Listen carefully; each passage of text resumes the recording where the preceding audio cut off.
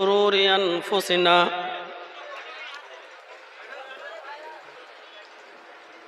ومن سيئات أعمالنا من يهده الله فلا مضل له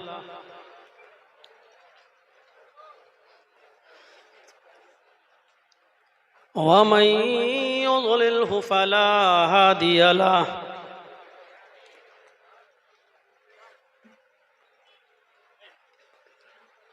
وأشهد أن لا إله إلا الله وحده لا شريك له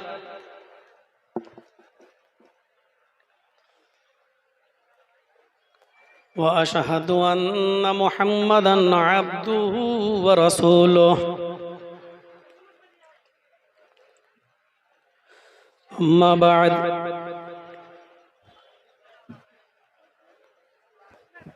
فإن خير الحديث كتاب الله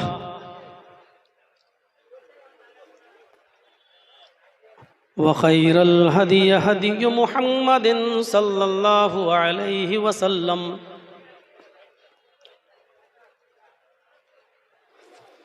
وشر الأمور محدثاتها وكل محدثة بدعة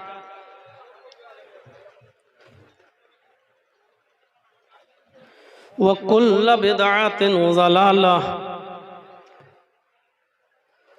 وكل ضلالة في النار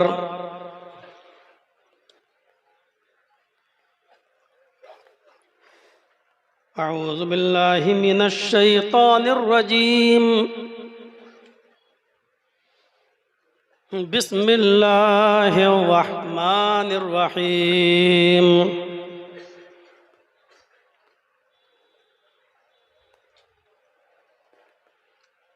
واذكروا نعمة الله عليكم إذ كنتم أعداء فألف بين قلوبكم فأصبحتم بنعمته إخوانا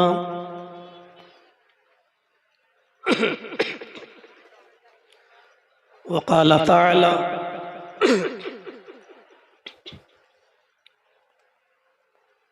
يا أيها الناس اتقوا ربكم الذي خلقكم من نفس واحدة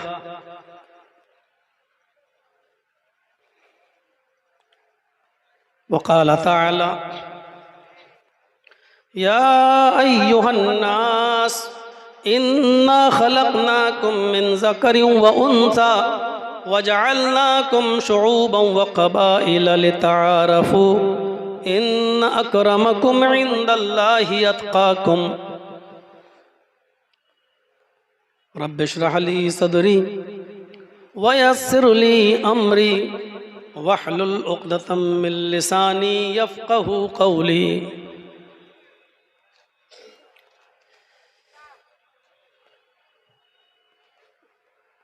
stage पर बैठे हुए मुअज़्ज़ज़ काबिल कद्र अहबाब,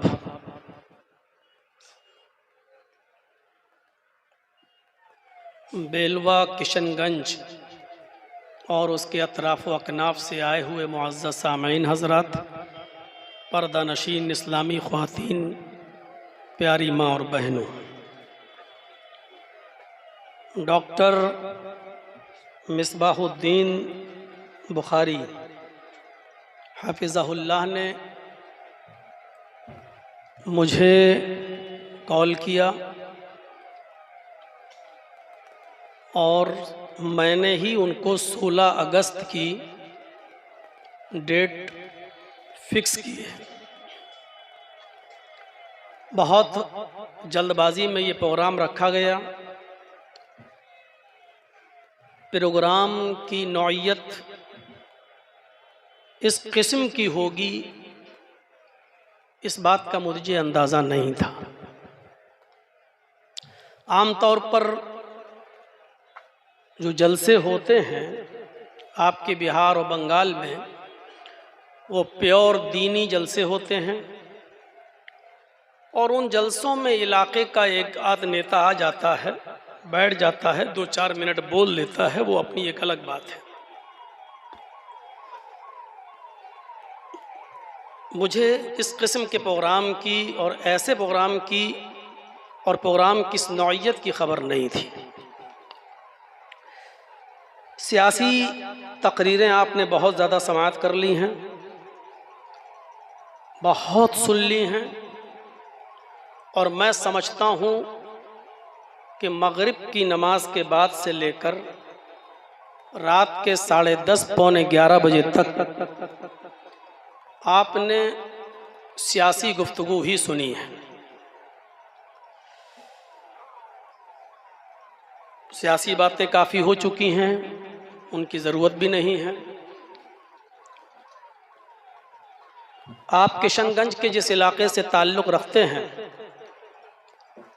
काफ़ी समझदार हैं, अपना अच्छा और बुरा आपको अच्छी तरीक़े से मालूम है। आपके मैटर में हमको ख़ास तौर से उत्तर प्रदेश से जो मेरा ताल्लुक़ है, वहाँ से मैं आकर आपके इस मैटर में मैं इन्वॉल्व हो जाऊँ, ये मेरे लिए मुनासिब नहीं। रही जहाँ तक बात भाईचारे की,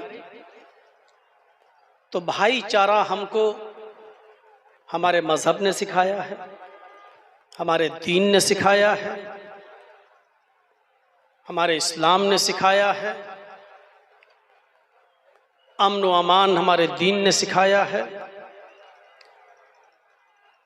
हमें अपनी शरीयत से सीखना है, अपने दीन से सीखना है, अपने मज़हब से सीखना है, अपनी किताब कुरान से सीखना है, और उसी भाईचारे की हमें दावत देना है।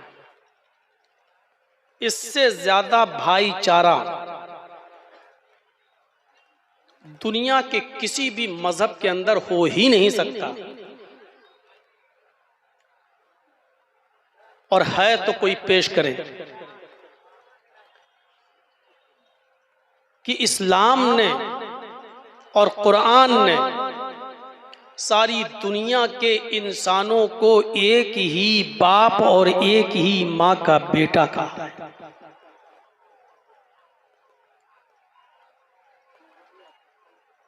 या अय्युहन्नास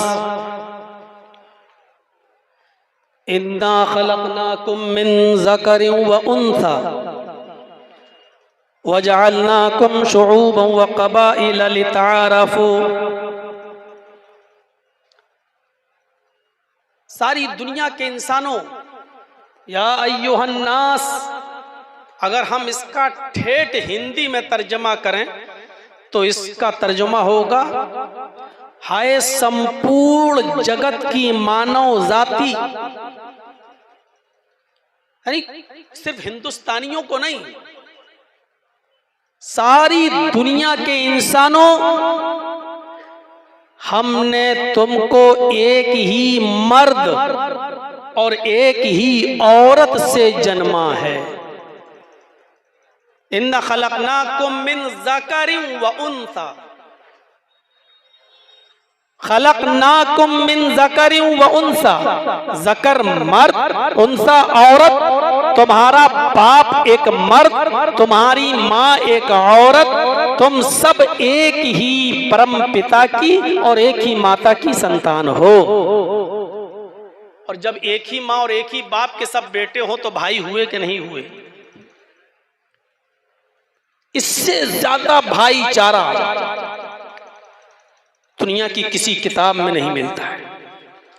सिर्फ इतना मिलता है कि दूसरे धर्म और दूसरी जाति वालों का सम्मान करो, लेकिन दुनिया की कोई किताब ये नहीं कहती है सिवाय कुरान के, जो ये कहती हो कि तुम्हारा बाप भी एक है, तुम्हारी माँ भी एक है, तुम सब आपस में भाई भाई हो।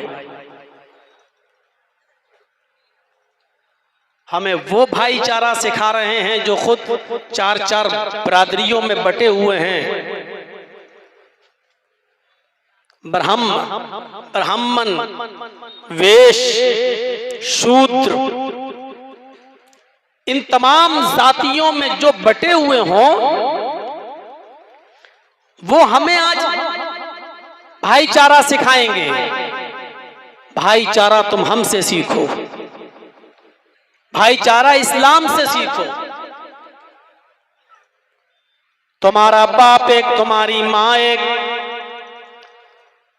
इन्ना खलकनाकुम मिन ज़करिन व उन्सा वजअलनाकुम शुऊबन व क़बाइला लितअरफू।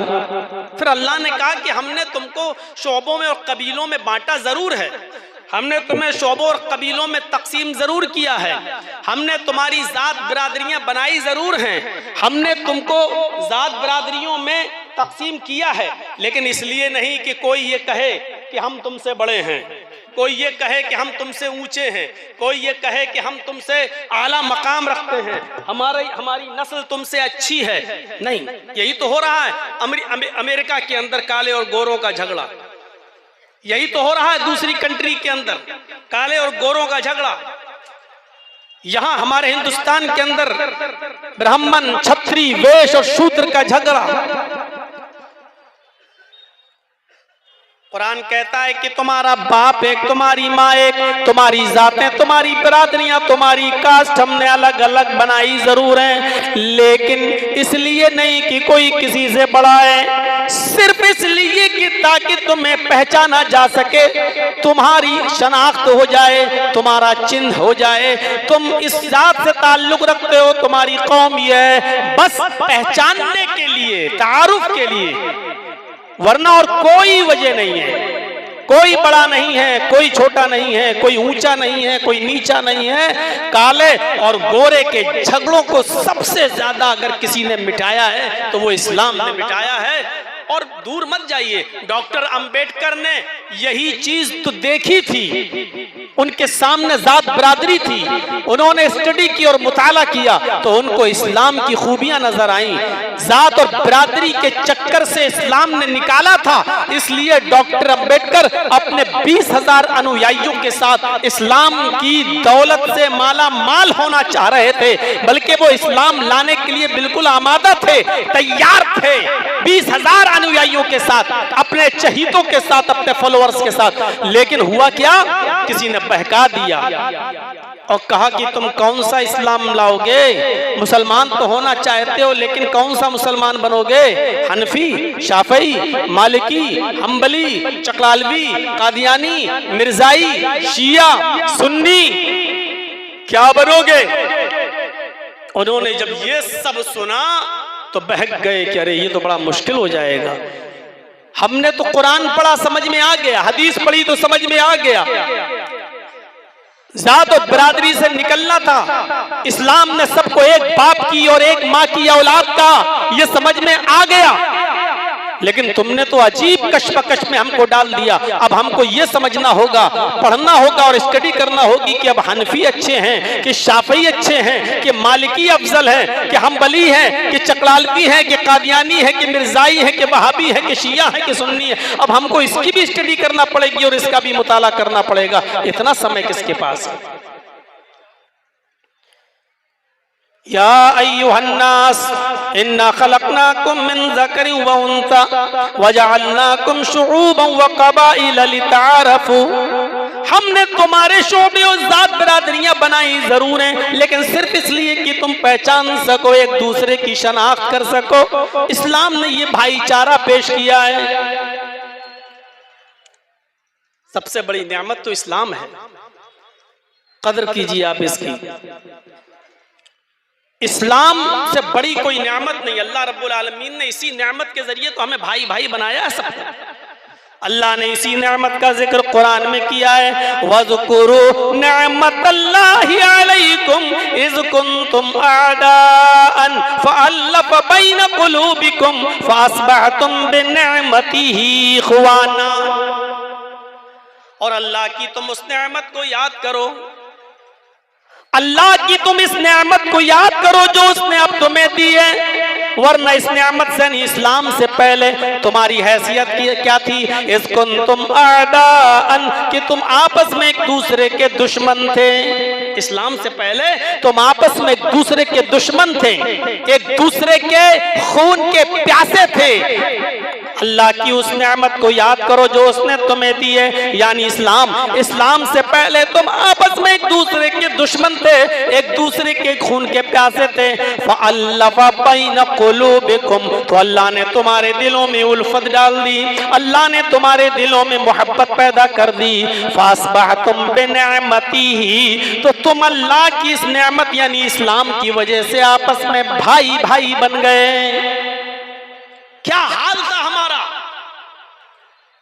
इस्लाम ने हमें भाई भाई बनाया है। इस्लाम ने हर मजहब के शख्स को अपना भाई करार दिया है कि नहीं, तुम्हारे अकीदे अलग हो सकते हैं, तुम्हारे मनहज अलग हो सकते हैं, तुम्हारे उसूल अलग हो सकते हैं, तुम्हारे तरीके अलग हो सकते हैं, तुम्हारे ज़ाब्ते अलग हो सकते हैं, तुम्हारी सोच अलग हो सकती है, लेकिन तुम्हारा बाप एक है, तुम्हारी माँ एक है। एहतराम बाकी रहेगा इंसानियत का, एहतराम बाकी रहेगा इंसानियत का। इससे बड़ी कोई नेमत नहीं है। और कीमती नेमत जब हो तो उसके लिए सस्ती और छोटी चीजों को कुर्बान कर दिया जाता है।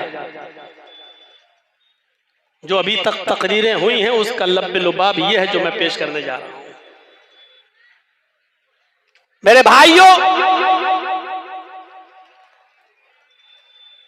आपके घर में सब्जी काटने की एक छुरी रखी हुई है, चाकू रखा हुआ है, और आप जानते हैं कि इस चाकू से सब्जी काटी जाती है, आलू काटा जाता है, लौकी काटी जाती है, कद्दू परवल काटा जाता है, बैगन काटा जाता है। ये चाकू आपका है। आपके घर में जग रखा है, आप जानते हैं कि इसमें पानी भरा जाता है। आपके घर में गिलास रखा है, आप जानते हैं कि इसमें पानी भरकर पिया जाता है। ये चीजें आप ही की हैं,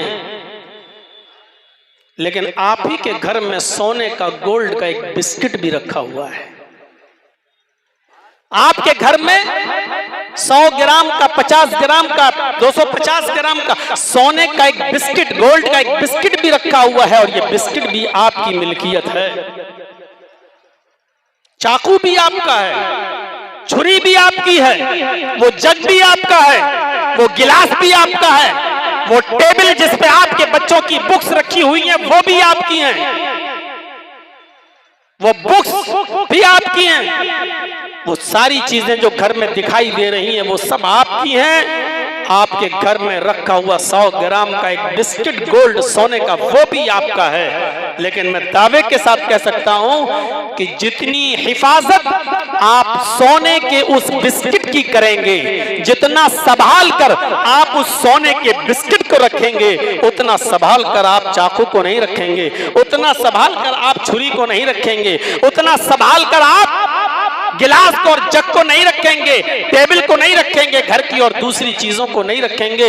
अगर आपसे पूछूं, आप उस सोने को, उस गोल्ड के बिस्किट को आप संभाल कर क्यों रखेंगे, उसकी इतनी हिफाजत क्यों है, उसको आप हिफाजत से क्यों रखेंगे, तो आपका जवाब यही होगा कि मौलाना साहब, सोने की हिफाजत इसलिए की जाएगी और सारी चीजों से ज्यादा उसको संभाल कर हम इसलिए रखेंगे क्योंकि वो कीमती है जग से भी ज्यादा, वो कीमती है गिलास से भी ज्यादा, वो कीमती है हमारे टेबल से भी ज्यादा।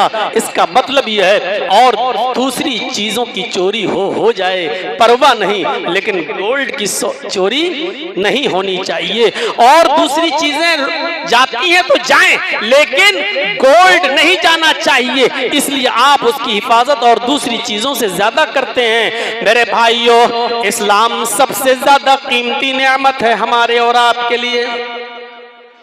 इतनी बड़ी नेमत है इस्लाम कि अल्लाह रब्बुल आलमीन ने इस्लाम से अच्छा अल्लाह के नजदीक कोई दीन ही नहीं है। उसने कहा इन्ना दीन इंदल्लाहिल इस्लाम, अल्लाह की नजर में, अल्लाह की दृष्टि में, अल्लाह के नजदीक सबसे महबूब और पसंदीदा दीन इस्लाम है।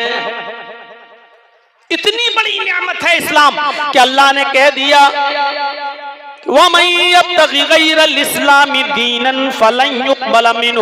इस्लाम को छोड़कर अगर कोई दूसरा दीन तलाश करोगे, अगर इस्लाम को छोड़कर कोई दूसरा रास्ता तलाश करोगे तो वो रास्ता हरगिज हरगिज कबूल नहीं किया जाएगा, वो रास्ता हरगिज हरगिज तस्लीम नहीं किया जाएगा। ये इस्लाम सबसे बड़ी नेमत है, इसकी हिफाजत हमें और आपको कितनी करनी चाहिए।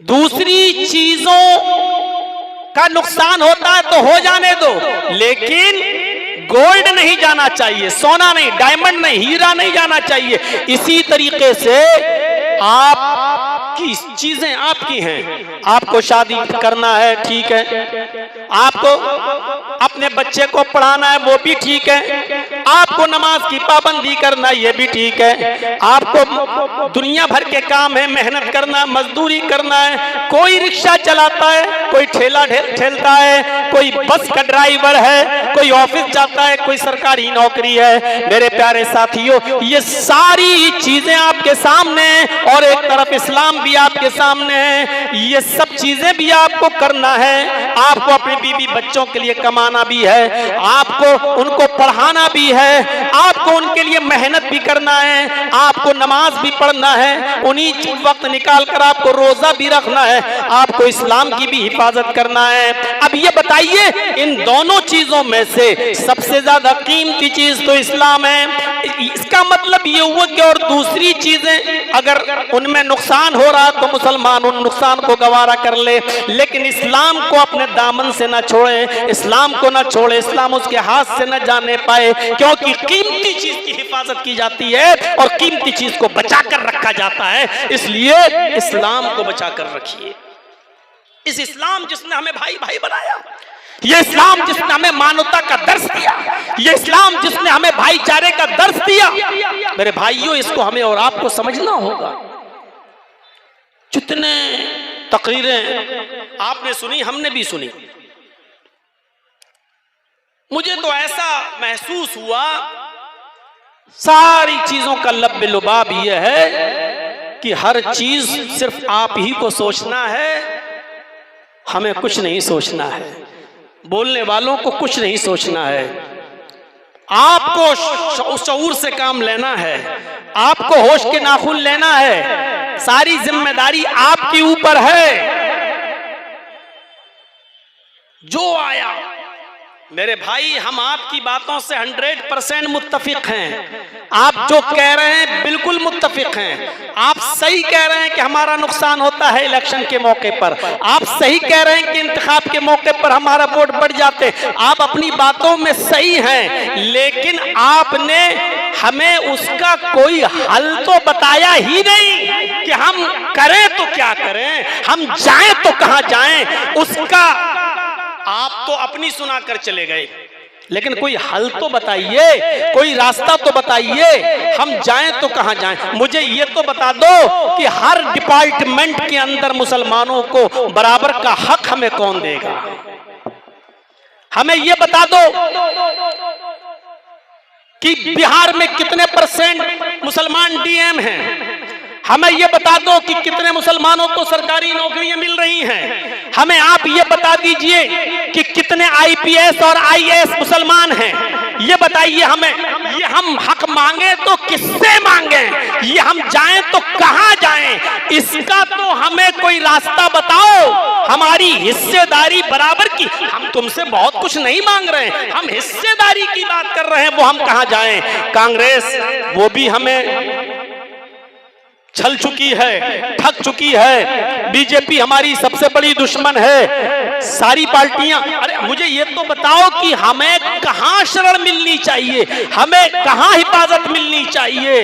हम अपने ज़मीरों को मारकर, बहुत ही हिम्मत करके हम आपको वोट दिए देते हैं, आपकी बातों में हम आ जाते हैं, आपको हम तस्लीम कर लेते हैं। चलिए, मुसलमान बीजेपी को अपने लिए सबसे बड़ा खतरा महसूस करके उससे अपने आप को बचाकर आपको चुन लेता है, लेकिन हमें इस बात की गारंटी तो दीजिए, इस बात की हमें जमानत तो दीजिए कि आपका सरबराह कल बीजेपी के साथ गठबंधन नहीं करेगा,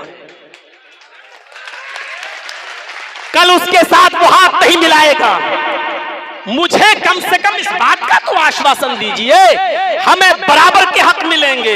मसला तो वही है कि हम जाएं तो कहां जाएं, हम करें तो क्या करें। ठीक है, इसको मत दो, ठीक है इसने नुकसान किया, ठीक है उसने बहुत ज्यादा नुकसान हमें पहुंचाया, ठीक है उसने हमारे वोटों का बंटवारा किया, ठीक है वो फला है, वो ए है, वो बी है, सब हम तुम्हारी बातों से मुत्तफिक हैं, लेकिन मुझे ये बताओ कि हमारी वो ए पार्टी कभी बी पार्टी से मिलेगी तो नहीं। मुझे ये बताओ कि हमारा वोट पाने के बाद कल हमारे साथ धोखाधड़ी तो नहीं होगी। मुझे इस बात की तो गारंटी दो कि कल हम बी टीम से कटकर ए टीम को वोट दे दें और ए टीम कल बी टीम से तो नहीं मिल जाएगी। मुझे इस बात का आश्वासन कौन देगा, मुझे इस बात का यकीन कौन दिलाएगा।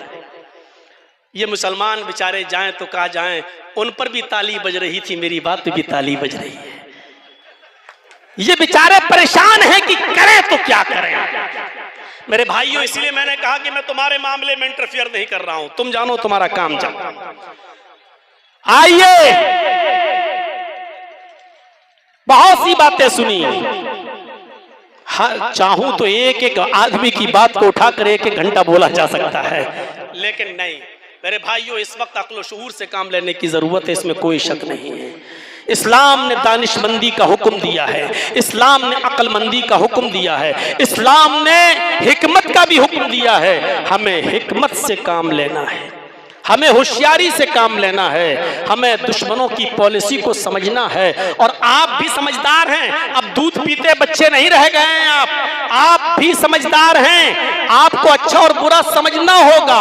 और जो भी आपके बीच में आए, आप उनसे आश्वासन लीजिए कि हम आपको वोट देना तो चाहते दे देंगे, लेकिन आप इस बात की गारंटी दो कि आपका रहबर और रहनुमा और सरबराह और आपका सबसे चीफ लीडर कल दूसरे से हाथ नहीं मिलाएगा, जिसके हम पूरे तौर पर दुश्मन हैं, जिसके हम मुखालिफ हैं, जो हमारी गर्दनों को कटवाता है, जो हमको हिंदुस्तान का नागरिक नहीं समझता है, हमारे खिलाफ एनआरसी और CAA का बिल लाता है। आप उसके साथ तो नहीं जाएंगे। आपको ये पूछने का पूरा अधिकार है, आप जमहूरी मुल्क में रहते हैं, आप सेकुलर मुल्क में रहते हैं, आपको ये सवाल करने का पूरा हक है, उस नेता से भी पूछने का पूरा हक है। मेरे प्यारे साथियों, इसलिए ये बात याद रखिएगा, लेकिन अक्लमंदी और दानिशमंदी का पहलू अब आप नहीं छोड़ेंगे। हिकमत बहुत अच्छी चीज है, हिकमत को अपनाइए। अल्लाह के नबी सल्लल्लाहु अलैहि वसल्लम ने फरमाया कि हिकमत मुसलमान की खोई हुई अमानत है, चीज है, वो जहां से मिले उसको ले लेना चाहिए, उसको हासिल कर लेना चाहिए।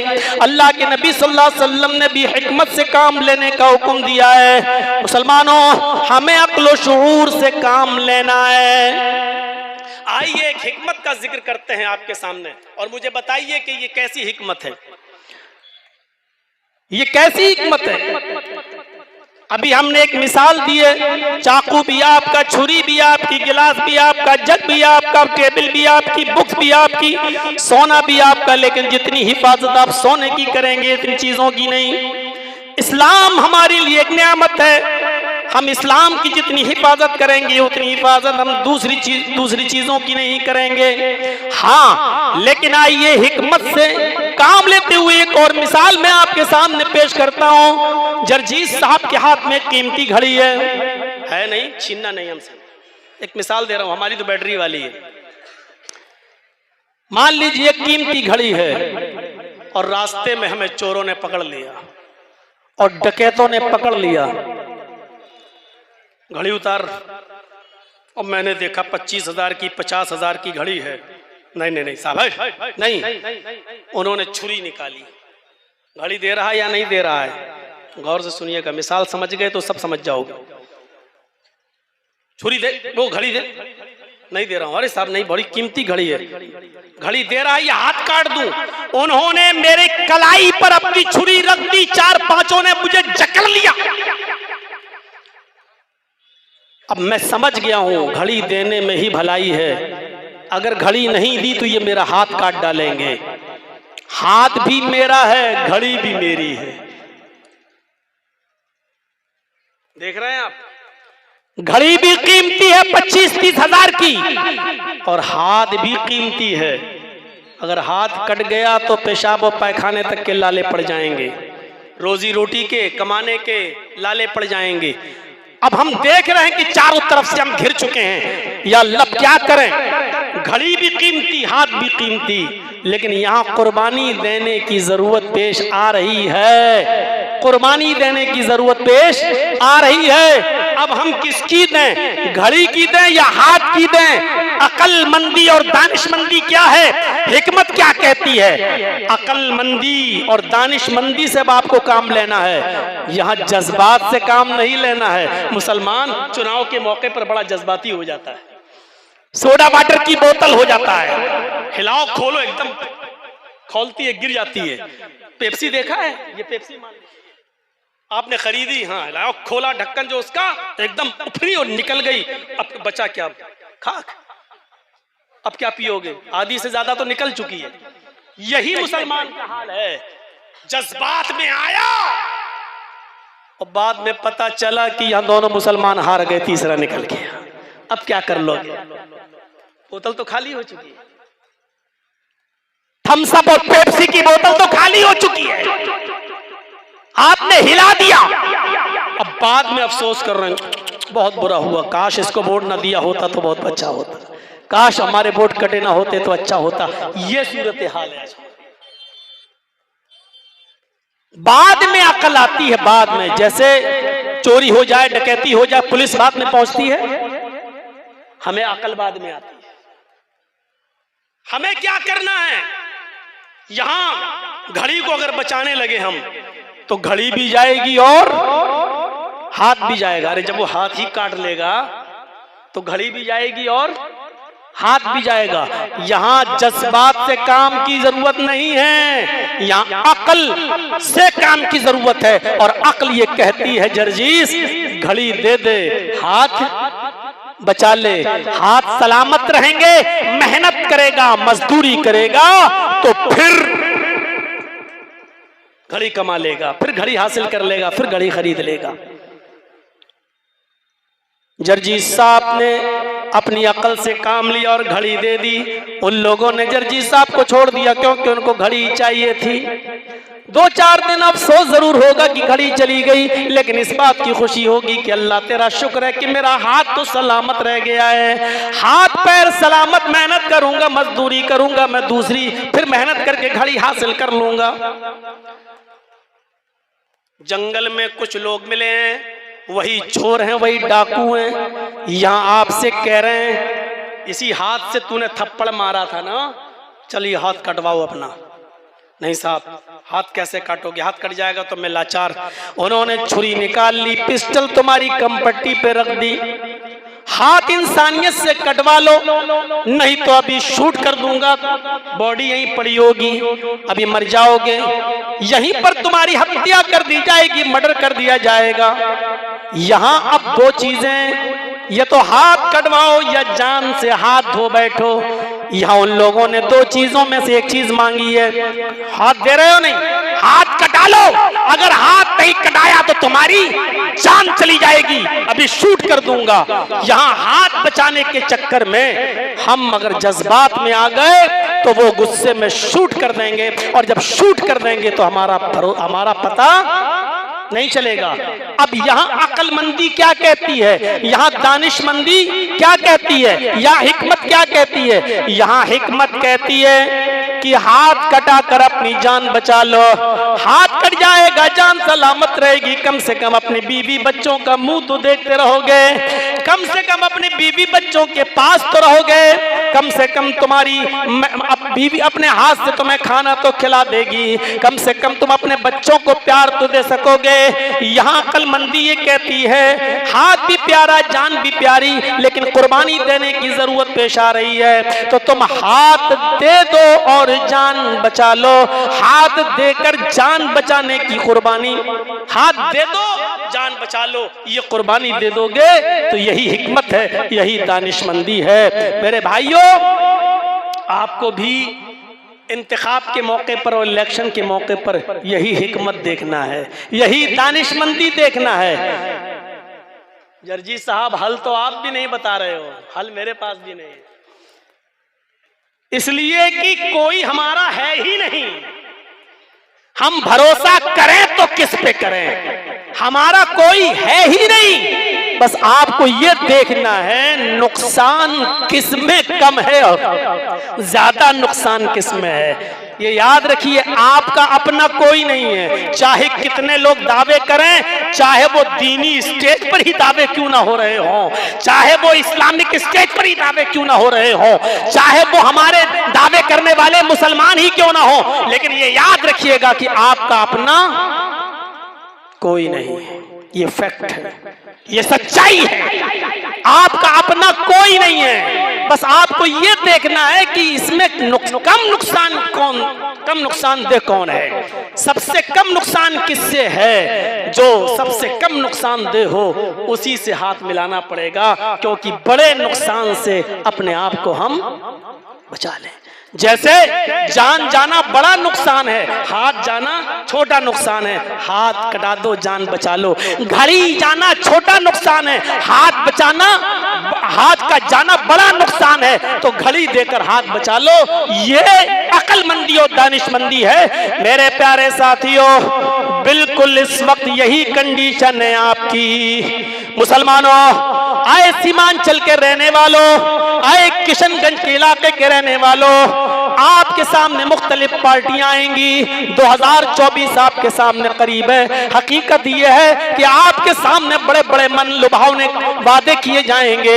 मैं आपको सच्चाई की तरफ लेके चलना चाहता हूं कि यह अक्लमंदी और दानिशमंदी का काम आपका होना चाहिए। या आपको सोचना चाहिए कि इस वक्त आप उस कंडीशन में हैं कि आपकी बीवी की डिलीवरी हो रही है, उसको बच्चा पैदा हो रहा है, वो दर्द में मुब्तला है, लेकिन डॉक्टर ने ये कह दिया है कि हम आपके बच्चे में या आपकी बीवी में से किसी एक को बचा सकते हैं। आप जल्दी से फैसला कीजिए कि बीवी को बचाया जाए या बच्चे को बचाया जाए।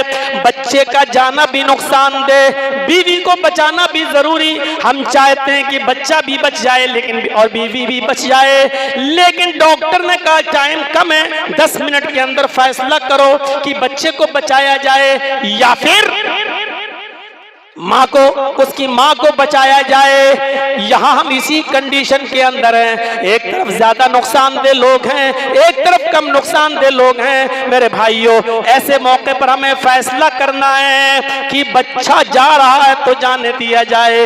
बच्चे की माँ को बचाना जरूरी है।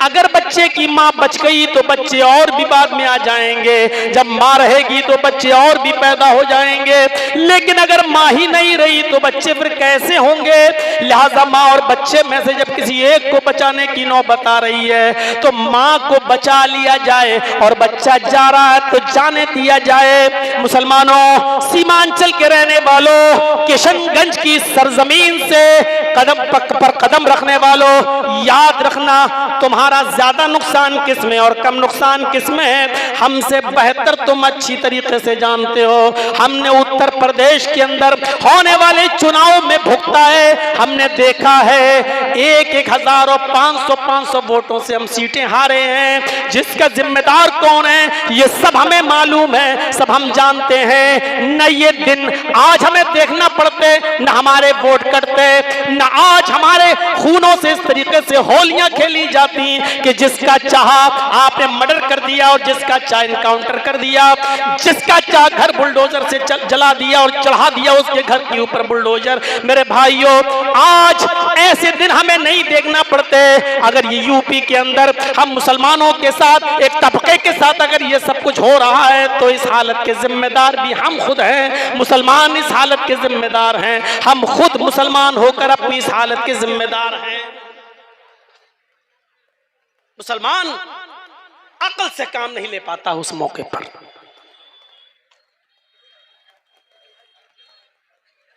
आप देख रहे हैं ना,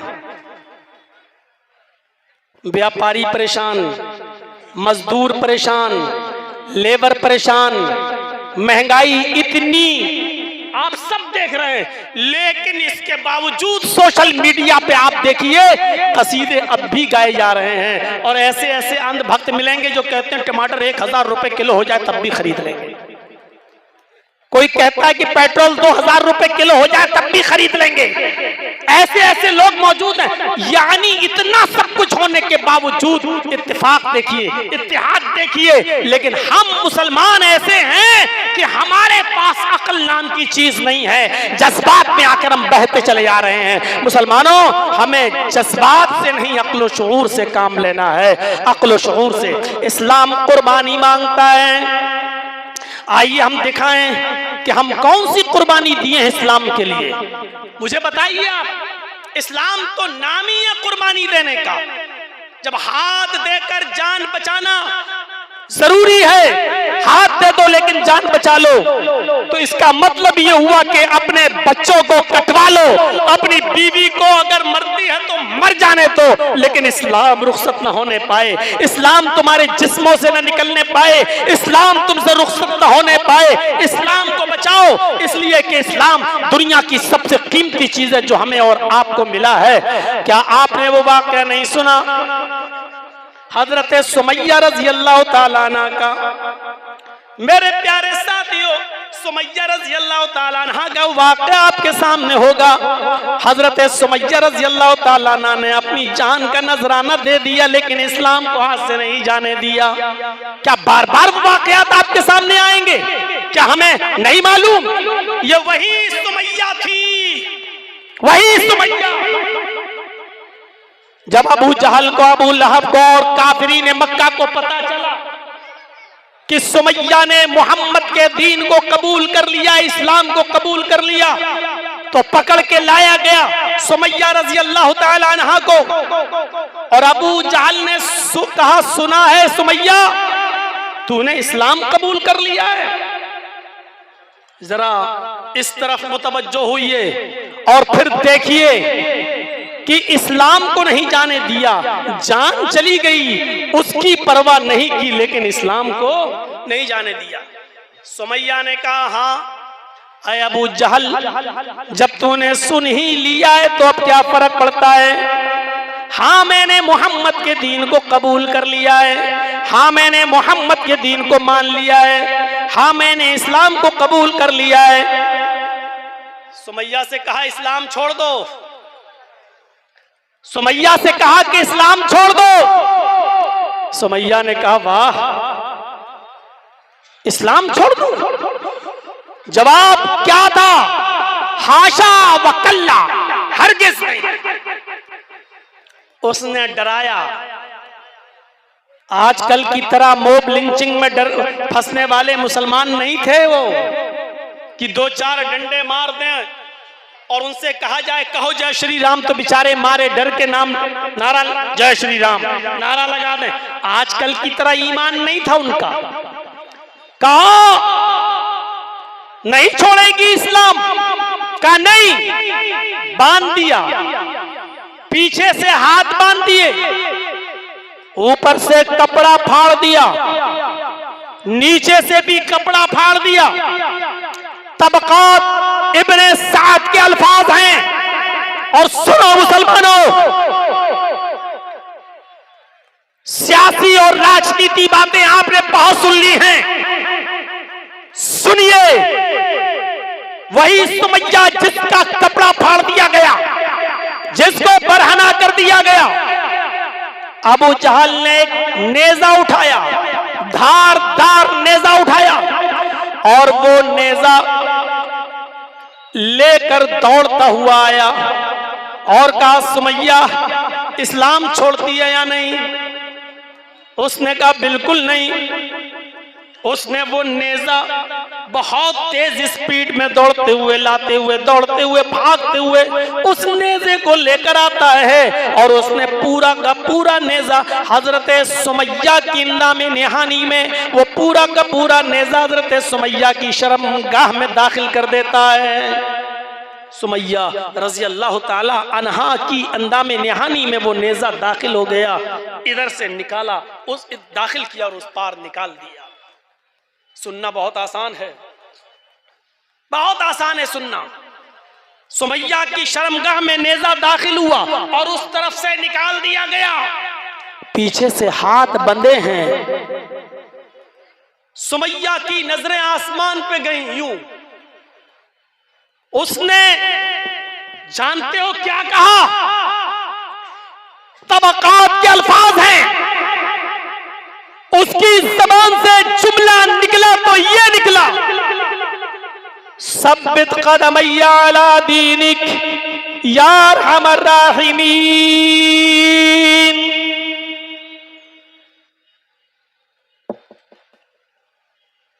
जर्जीस साहब चंद महीनों के लिए जेल में चले गए, दुआ मांगेंगे अल्लाह मुझे जेल से नजात अता फरमा। आप दुआ मांगेंगे कि जर्जीस साहब की अल्लाह जल्द से जल्द रिहाई फरमा दे। आपकी अपनी दुआएं हैं, मेरी अपनी दुआ है। सुमैया की शर्मगाह में नेजा दाखिल किया गया है, दर्द से करा रही है, हाथ पीछे से बंधे हुए हैं, लेकिन वो ये नहीं कह रही है कि अल्लाह मुझे अबू जहल के जुल्म से बचा ले, आय अल्लाह मेरी जान की हिफाजत फरमा, आय अल्लाह इसकी दी हुई तकलीफ से मुझे मेरी हिफाजत फरमा दे। उसके मुंह से ये जुमले नहीं निकल रहे हैं। आप बीमार हैं, कहेंगे अल्लाह मुझे शिफा दे। आपका बेटा बीमार है, आप कहेंगे अल्लाह शिफा ता फरमा। आपका बाप बीमार है, आप कहेंगे अल्लाह मुझे मेरे बाप को शिफा ता फरमा। आपकी माँ बीमार है, आप कहेंगे अल्लाह मुझे मेरी माँ को शिफा ता फरमा। आपका बेटा MBBS नीट की तैयारी कर रहा है, कंपटीशन में बैठा, आप कहेंगे अल्लाह मेरे बेटे को अच्छे नंबरों से पास करा दे, नीट में कामयाब कर दे।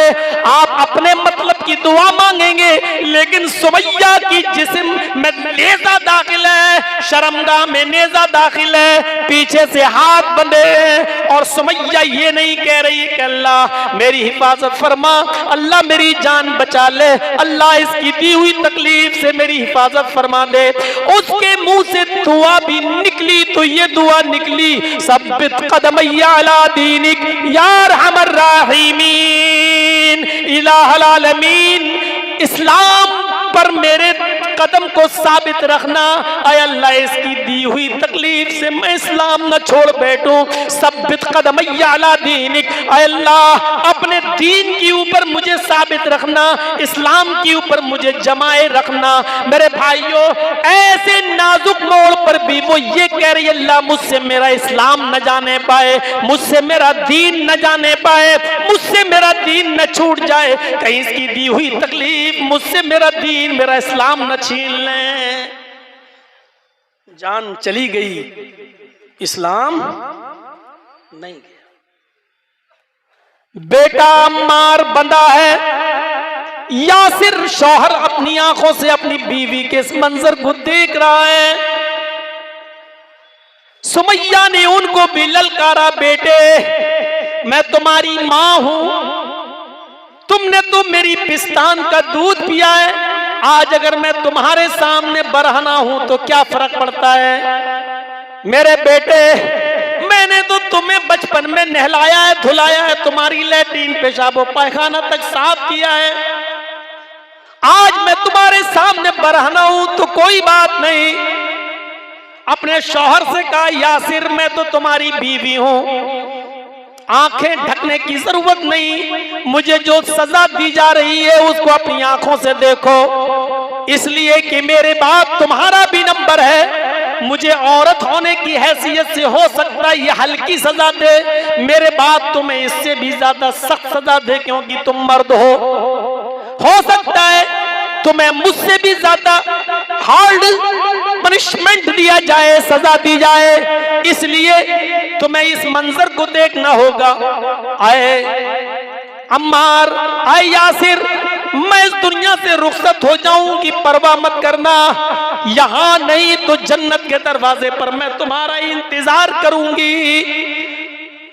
अबू जहल को गुस्सा आया, उसने 2 ऊंट मंगाए, एक ऊंट इस पैर से बांधा, दूसरा ऊंट इस पैर से बांधा, दूसरा पैर इस ऊंट से बांधा, और दोनों पैर सुमैया के दोनों ऊंट से बांध दिए।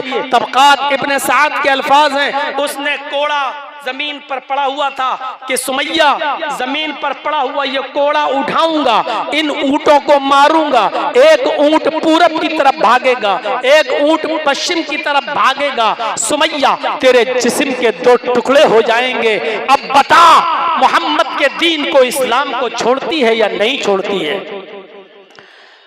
सुमैया की जबान से जो जुमला निकलता है वो जुमला ये, जब अबू जहल ने ये पूछा तो सुमैया ने ऊपर नजरें डाली, आसमान की तरफ। अबू जहल ने कहा, क्या देख रही है आसमान की तरफ? ऊपर तुझे क्या नजर आ रहा है? क्या मोहम्मद का रब दिखाई दे रहा है? सुमैया ने ऊपर से नीचे नजर डाली और मुस्कुराते हुए अबू जहल के चेहरे पर नजर डालती और कहती है, आए अबू जहल, आए अबू जहल, अगर मेरे हाथ खुले होते तो ये कोड़ा उठाकर मैं तुझे अपने हाथ से दे देती।